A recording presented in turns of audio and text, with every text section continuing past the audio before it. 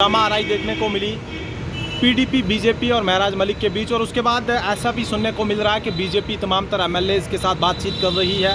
कहीं खरीदो फरोख्त का सिलसिला शुरू होने वाला तो नहीं है? यार, ये पत्रकार मित्र, बहुत से पत्रकार मित्र मुझसे ये बात पूछ चुके हैं और मुझे इस बात का क्या जवाब दूं, मुझे इस बात की समझ नहीं आ रही है, क्योंकि होम मिनिस्टर अमित शाह जी का 6, 7, 8 तारीख का दौरा, 28 बीजेपी के एमएलएस के साथ उनकी मीटिंग और फिर रियासत के दर्जे की वापसी का ऐलान नहीं करना।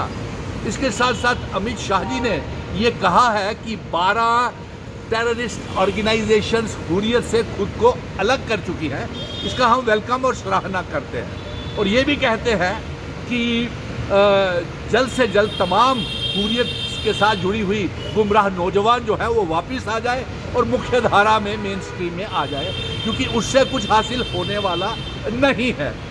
और दूसरा, हम ये भी मांग करते हैं कि पीओके गिलगित बल्टिस्तान जम्मू कश्मीर रियासत का हिस्सा है, इसे जम्मू कश्मीर रियासत का हिस्सा बनाया जाए। अब पत्रकार मित्र हमसे ये पूछ रहे थे कि असेंबली में जो हुआ है उसको किस तरीके से देखते हैं। ये बड़ा अफसोसनाक वाकया है। ये गैंगस्टर वार्स जो है, एक कानून साजिया असेंबली में इस तरीके से लेजिस्लेचर का आपस में धक्का मुक्की, गाली गलोच और मार कुटाई जो है, ये बिल्कुल अच्छा नहीं है। उस दिन हम खुद वहाँ पे मौजूद थे। एक विधायक आता है दौड़ता हुआ कि बाहर मुझे मारा जा रहा है, और वो फिर पीडीपी को एक दूसरे को सारे गालियाँ देना शुरू हो जाते हैं। कोई कहता है कि ये 12 लाख इसने गबन किया, कोई कहता है इसने जम्मू कश्मीर को बीजेपी के साथ मिलकर बर्बाद किया।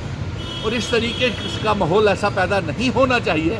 और साथ में आप पत्रकार मित्र जिस तरीके से ये सवाल उठा रहे हैं आज कि मरकज़ की सरकार एक बड़ा प्लान करने जा रही है और सारे एमएलए जितने भी हैं तमाम पार्टियों के, उनके साथ संपर्क में है। लेकिन मैं ये एक बात चुनी हुई सरकार को और जम्मू कश्मीर की आवाम को ये पैगाम पहुंचाना बेहद ज़रूरी समझता हूँ, क्योंकि 90 एमएलएस ने किसी में ये दम नहीं है कि वो रियासत का दर्जा वापस ला सके। दूसरा, mission statehood, Sunil Dimple, instrument of accession की शर्तें, स्पेशल स्टेटस, रियासत के दर्जे की जंग लड़ रहा था, आगे भी लड़ेगा। आर्टिकल 370 की जंग ये जारी रहेगी। अब अमित शाह जी ने ये जो प्लान बनाया है, सुनने में ये आ रहा है कि वो तमाम पार्टियों के विधायकों के साथ संपर्क में है और खरीद फरोख्त हो सकती है और हॉर्स ट्रेडिंग हो सकती है।